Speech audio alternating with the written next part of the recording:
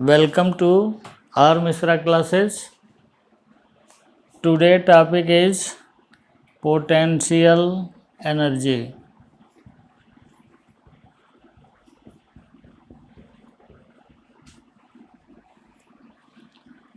And potential energy and potential.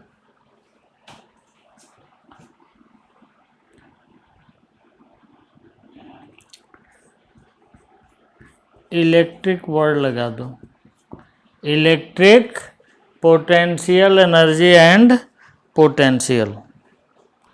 तो electric word add कर दिया, हालांकि जनरल डिस्कशन करेंगे।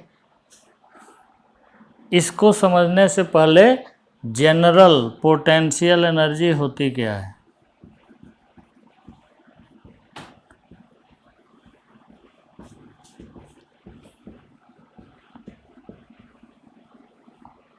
General potential energy is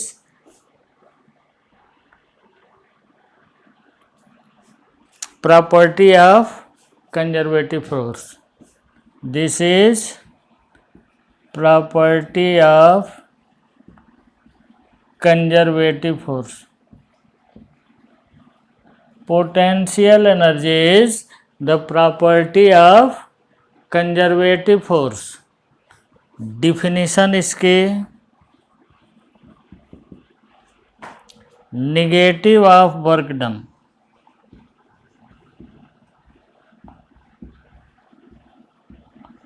bye conservative forces.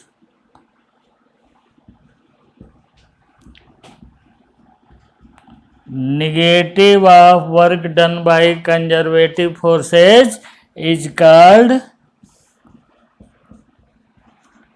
potential energy.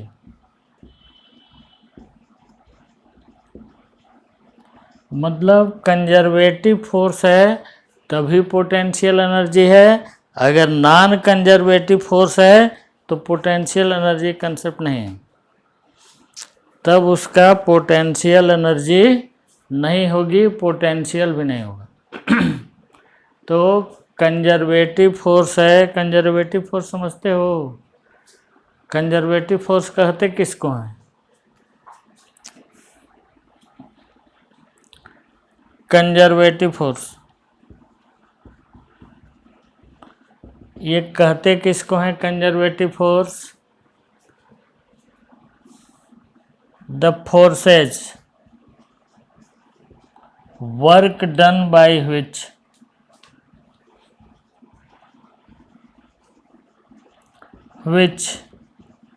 is path independent.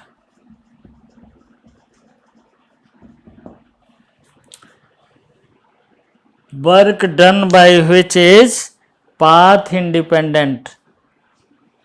इस तरह की फोर्सेस तुम देखते हो पर डे, इस तरह की फोर्स दिखाई देती है। जैसे कोई पत्थर जो है यहाँ से छत पे ले जाओ, चाहे सीधे सीढ़ी से ले जाओ, चाहे फेंक दो, अगर उसको डिस्प्लेस करोगे तो सीधे नीचे आएगा। किस पाथ से गया इससे मतलब नहीं रहा, मतलब किससे रहा? इनिशियल से फाइनल, कितनी हाइट पर उसको रखे हो, ये सेंस की बात है। बाकी किस पाथ से गए हो उसका कोई मतलब नहीं है। तो ऐसी फोर्सेस जिसमें वर्क डन आप किसी रास्ते से जाएं, किसी पाथ को फॉलो करें, लेकिन वर्क डन इनिशियल और फाइनल पॉइंट पर डिपेंड करेगा, ऐसी फोर्स का नाम दिया जाता है कंजर्वेटिव फोर्स। और जो भी फोर्स इस तरह की प्रॉपर्टी फॉलो नहीं करती उसका नाम दिया जाता है नॉन कंजर्वेटिव फोर्स। तो पोटेंशियल एनर्जी, तीन चीज़ें ध्यान रखो। पोटेंशियल एनर्जी हमेशा कंजर्वेटिव फोर्स में होगी। Negative of work done by conservative force is defined as potential energy और तीसरी चीज, conservative force are those forces work done by which is independent on path taken by the process. Path किस path से गया इससे मतलब नहीं है। छत पर अगर तुम इस पेन को लेके जाओगे तो चाहे सीढ़ी से जाओ तो, चाहे पूरा इस पेन को लेके पूरा घूम आओ 2 राउंड इस शहर के, और उसके बाद जो है इसको छत पे ले जाओ, तो अगर वहाँ से छोड़ोगे तो सेम स्पीड से ज़मीन पे टकराएगा। मतलब दोनों ही केस में जो इसमें एनर्जी स्टोर्ड है वो सेम है, चाहे पाथ किससे आप लेके गए हो छत पर, इससे मतलब नहीं है। मतलब किससे है कि कितना हाइट है। तो इस तरह की जितने भी फोर्स होती हैं वो कंजर्वेटिव फोर्स कहलाती हैं, और इसको फॉलो जो नहीं करती, पाथ डिपेंडेंट जिसका वर्क डन हो जाता है, उस फोर्स को नॉन कंजर्वेटिव फोर्स कहते हैं। तो कंजर्वेटिव फोर्स में तुम्हारी फोर्सेज आएंगी किस तरह की होती है, देख के पहचानोगे कैसे कंजर्वेटिव फोर्स।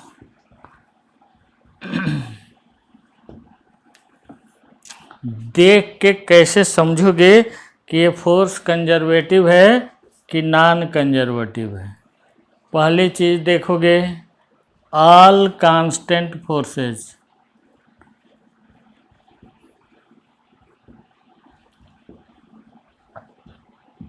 Are conservative. जितनी भी कांस्टेंट फोर्सेज होती हैं वे कंजर्वेटिव होती हैं। जैसे F इक्वल्स लिखा है 2i cap, 3j cap, 5k cap, मतलब i का कोफिशिएंट कांस्टेंट है, j का कोफिशिएंट भी कांस्टेंट है, k का कोफिशिएंट भी कांस्टेंट है। तो इस तरह की जो भी फोर्सेस दिखेंगी वो कंजर्वेटिव होंगी। तो all constant forces are conservative. दूसरा, the forces represented bye,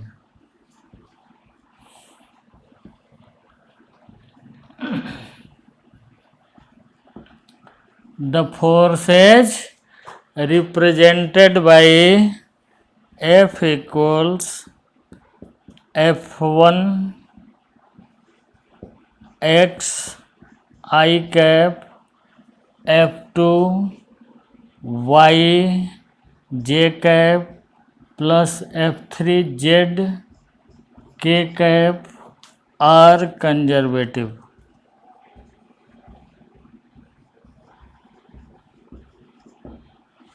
are conservative मतलब जितने भी फोर्सेज i का कोफिशिएंट फंक्शन ऑफ x है, j का कोफिशिएंट फंक्शन ऑफ y है, k का कोफिशिएंट फंक्शन ऑफ z है, ऐसी जितनी भी फोर्सेज होती हैं वे कंजर्वेटिव होंगी। तो the forces represented by F1 xi, F2 yz, F3 zk are conservative. जैसे F इक्वल्स लिखा हुआ है x square i cap plus y cube j cap plus z cube k cap is conservative. अगर इस तरह की फोर्स तुमको दिख रही है कि आई का कोफिशिएंट फंक्शन ऑफ एक्स हो गया, जे का कोफिशिएंट फंक्शन ऑफ वाई हो गया, के का कोफिशिएंट फंक्शन ऑफ जेड हो गया, तो इस तरह की जो भी फोर्स आप देखोगे दैट इज कंजर्वेटिव, वो कंजर्वेटिव होगी। तीसरे तरह की फोर्स देखते जा रहे हो ना, पहचान जाओगे।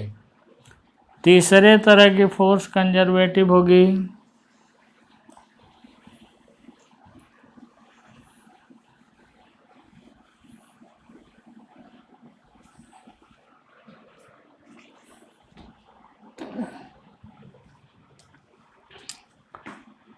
Inverse square forces,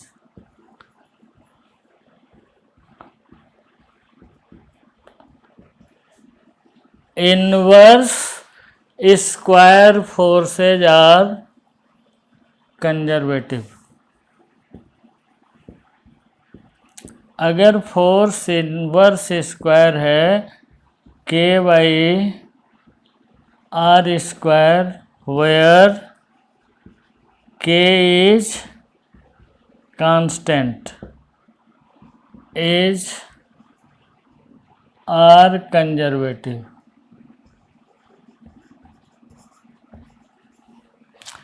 inverse square forces are conservative, मतलब F equals constant by are square लिखा हुआ है। इस तरह की फोर्स देखोगे वे कंजर्वेटिव होगी। जैसे F equals -GMM by are square gravitational force,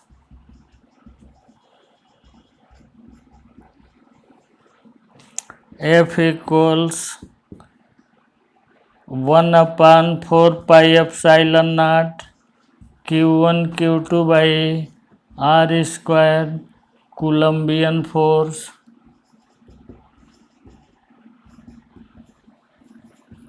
ये कंजर्वेटिव है। इस फोर्स की पोटेंशियल एनर्जी आप 11th में फाइंड कर चुके होंगे। इस फोर्स की फाइंड किया जाएगा और उसी का नाम देंगे electrical potential energy.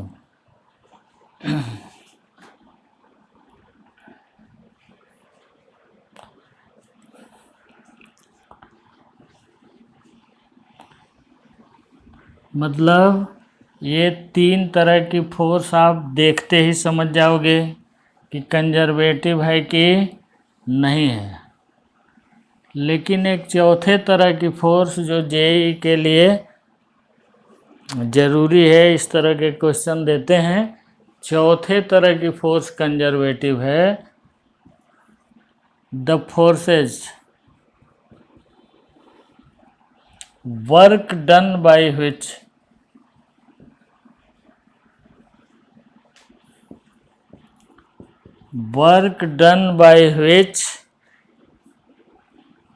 can be represented by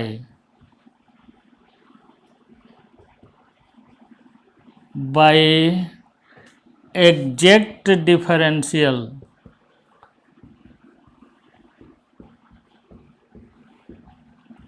or conservative। मतलब ऐसी कोई फोर्स है जिसका वर्क डन एग्जैक्ट डिफरेंशियल के वे में लिखा जा सके, ऐसी फोर्स का नाम हम देंगे कंजर्वेटिव। ये चौथे तरह की फोर्स है। अब एग्जैक्ट डिफरेंशियल होता क्या है?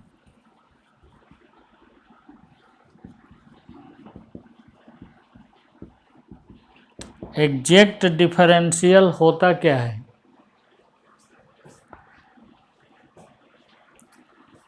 जैसे z इक्वल्स लिखा है m dx plus n dy। m is function of xy, m and n are function of xy। if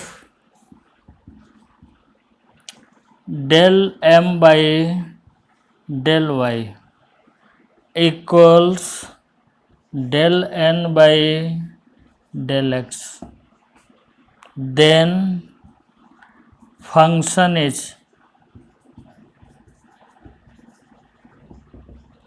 exact differential।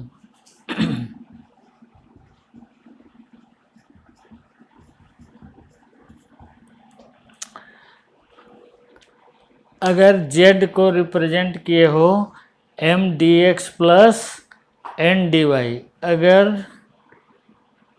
del m by del y, differentiation of m with respect to y keeping x constant, equals del n by del x, differentiation of n with respect to x keeping y constant। अगर ये दोनों equal हैं तो तुम्हारा वो function exact differential होता है। तो एग्जैक्ट डिफरेंशियल समझ गए होगे। m dx, m is function of x y, n is also function of x y. अगर m और n इस तरह से लिखा जाए, differentiation of m with respect to y keeping x constant, इसको पढ़ते हैं del m by del y equals del n by del x, then function is exact differential. तो तुम्हारा इसका एग्जैक्ट डिफरेंशियल फाइंड करने के लिए करोगे क्या?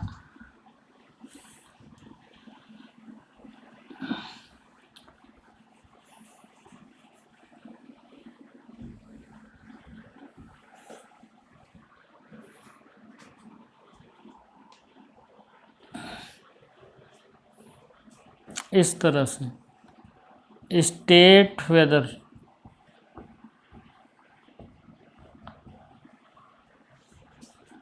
Force F equals y i cap plus x j cap is conservative or not. ये force conservative है कि नहीं है?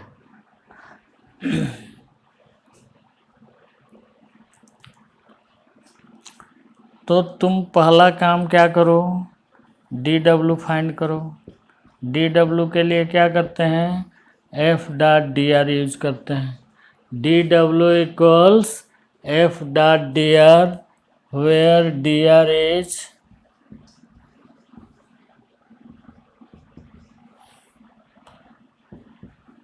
डी एक्स आई कैप, डी वाई जे कैप, डी जेड के कैप।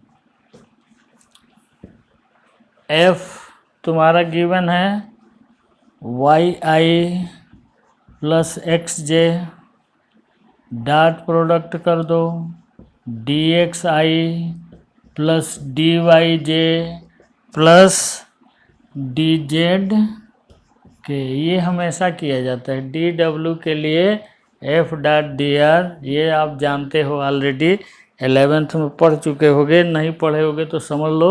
डी डब्ल्यू इक्वल्स कितना होता है, F dot D R. D R की वैल्यू हमेशा यही होती है, डी एक्स आई कैप प्लस डी वाई जे कैप प्लस डी जेड के कैप, वाई आई प्लस एक्स जे डॉट प्रोडक्ट डी एक्स आई प्लस डी वाई जे plus D Z K equals हो गया Y D x plus x D Y, dot product हो गया इसका। अब D W तुम्हारा आ गया Y D x plus x D y. अब m की जगह dx का कोफिशिएंट m है और ये कितना हो गया, dy का n। करो तो del m by del y equals del y equal by del y equals 1, del n by del x करो, del x by del x equals 1।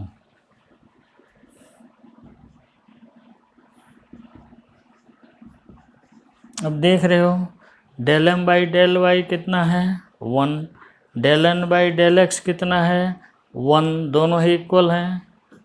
तो since del m by del y equals del n by del x, force is conservative. तो ये 4 cases होते हैं conservative force find करने के लिए। एक, कांस्टेंट फोर्स कंजर्वेटिव होगी, दूसरी आई का कोफिशिएंट फंक्शन ऑफ एक्स हो, जे का कोफिशिएंट फंक्शन ऑफ वाई हो, के का कोफिशिएंट फंक्शन ऑफ जेड हो, कंजर्वेटिव होगी। इनवर्स स्क्वायर फोर्स होगी, जो कि जिसके फेमिलियर हो तुम लोग, वो फोर्स कंजर्वेटिव होगी। तीसरे तरह की फोर्स जो जेई एस्पायरेंट है उनके लिए एग्जैक्ट डिफरेंशियल, मतलब 3 तरह तो सीधा दिखाई दे रहा है। चौथा, अब यहाँ देखो, आई का कोफिशिएंट क्या हो गया वाई, जे का कोफिशिएंट क्या हो गया एक्स, बाकी 3 तो फेल हो गए। केवल लागू कौन सा हुआ, एग्जैक्ट डिफरेंशियल तक जाइए, तब आप समझिए कि ये फोर्स कंजर्वेटिव है कि नहीं। अगर आई का कोफिशिएंट वाई है, दूसरा वाला क्या कह रहा है कि आई का कोफिशिएंट फंक्शन ऑफ एक्स हो, लेकिन यहाँ पर वो चीज़ फॉलो नहीं हो रही। आई का कोफिशिएंट फंक्शन ऑफ वाई हो गया और जे का कोफिशिएंट फंक्शन ऑफ एक्स हो गया, तो सेकंड रूल इसमें वैलिड नहीं है। तो फोर्थ रूल तक टेस्ट करिए। फर्स्ट देख लीजिए कांस्टेंट फोर्स तो नहीं है, दूसरा देख लो कि इस तरह की फोर्स तो नहीं है, I equals F1x, F equals F1xi plus F2yj plus F3zk, इस तरह की लिखी हुई फोर्स नहीं हो, इस तरह की फोर्स है तो वो कंजर्वेटिव होगी। तीसरे तरह की फोर्स चेक कर लो कि इन्वर्स स्क्वायर तो नहीं है। अगर इन्वर्स स्क्वायर है तो फोर्स कंजर्वेटिव है, पोटेंशियल एनर्जी निकलेगी। और चौथे तरह की एग्जैक्ट डिफरेंशियल देख लो, अगर एग्जैक्ट डिफरेंशियल है तो उसकी भी पोटेंशियल एनर्जी लिखेगी होगी। Next, all other forces are non conservative. इसके अलावा जो भी फोर्स आपको दिखे, जैसे कि फ्रिक्शनल फोर्स एट्सेट्रा, वे सभी फोर्सेज नॉन कंजर्वेटिव होती। ये 4 टेस्ट हैं, ये 4 टेस्ट फॉलो कर लो। अगर ये चारों टेस्ट में किसी को फुलफिल कर रही है फोर्स, तो वो कंजर्वेटिव होगी, उसकी पोटेंशियल एनर्जी निकाली जाएगी, पोटेंशियल एनर्जी उसकी होगी। अब पोटेंशियल एनर्जी की डिफिनीशन एक तो दे दिए हैं। पोटेंशियल एनर्जी एक डिफिनीशन आपको दे दी गई, कौन सी, नेगेटिव ऑफ वर्क डन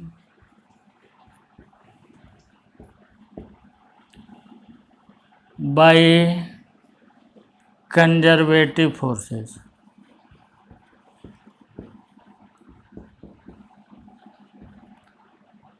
पहला डिफिनीशन दिया गया, ये दे भी चुके हैं अभी, negative of work done by conservative forces without any restriction लगेगा, विदाउट एनी कंडीशन, कोई कंडीशन है ही नहीं है।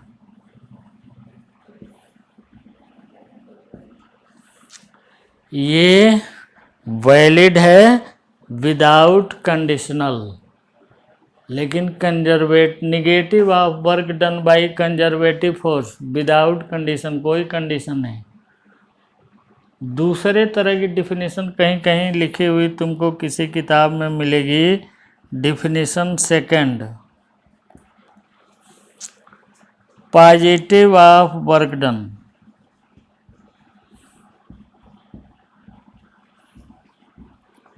Positive of work done bye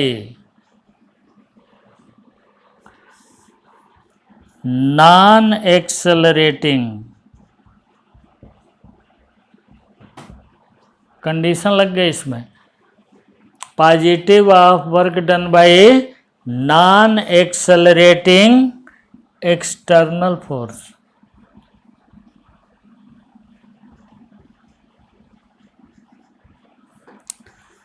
is also defined as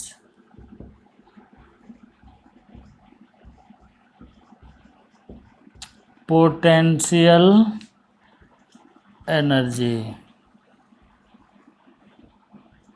अगर एक्सटर्नल फोर्स, जैसे कि यहाँ से किसी चीज़ को आप ऊपर ले जा रहे हो तो ग्रेविटी जो वर्क कर रही है और डिस्प्लेसमेंट जो हो रहा है, इसको मल्टीप्लाई करोगे और वर्क डन इससे निकालोगे और उसका निगेटिव कर दोगे, तब क्या आएगा? हम ग्रेविटी फोर्स अगर कंसीडर कर रहे हैं तो ये डिफिनीशन लागू होगा। अब मैं यही डिफिनीशन यूज भी करूँगा ज़्यादा। दूसरा, positive of work done by external force, मैं अपने हाथ से इसको ले जा रहा हूँ ना, लेकिन इस फोर्स की वैल्यू कितनी होनी चाहिए?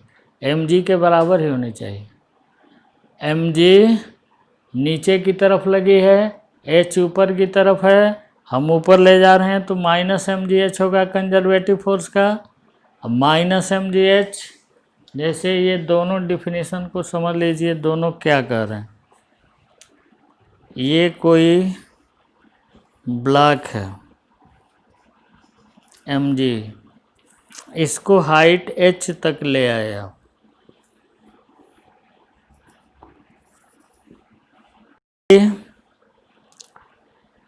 निगेटिव है, नीचे है, h ऊपर की तरफ है,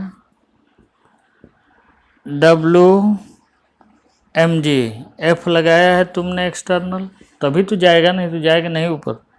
W mg कितना हो गया? mg h cos 180 minus mgh, तो पोटेंशियल एनर्जी माइनस WmG कितना हो गया? Plus mgh। ये डिफिनीशन फर्स्ट यूज किया। सेकंड यूज करोगे तो नॉन एक्सेलरेटिंग का मतलब F equals mg, work done equals, यहाँ कर देते। सेकंड डिफिनीशन, F इक्वल्स, देख रहे हो, नॉन एक्सेलरेटिंग का मतलब यही होता है कि F की वैल्यू कितनी हो? mg के इक्वल हो। F equals mg, work done equals F h cos 0। देखो F की जो डायरेक्शन है वही h की डायरेक्शन है। F कितना हो गया? mg h प्लस, तो ये भी हो गई पोटेंशियल एनर्जी डिफिनीशन सेकंड। इसमें हमने एक्सटर्नल फोर्स लिया है। क्या लिया है इसमें? एक्सटर्नल फोर्स, और इसमें हमने कंजर्वेटिव फोर्स लिया।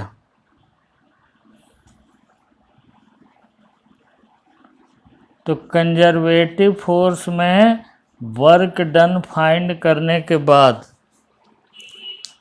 निगेटिव किया जाता है, negative of work done by conservative force. और जब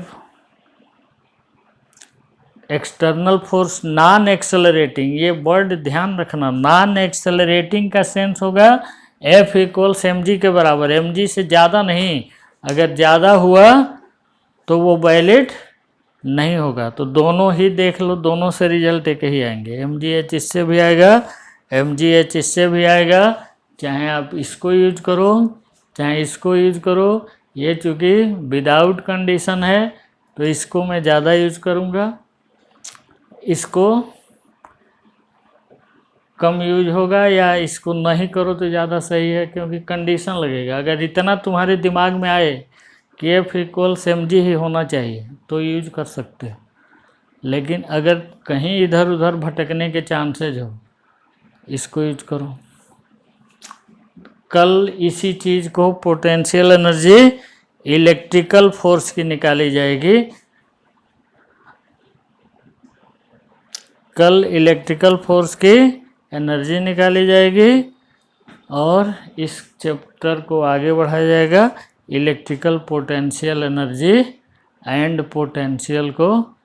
थैंक यू।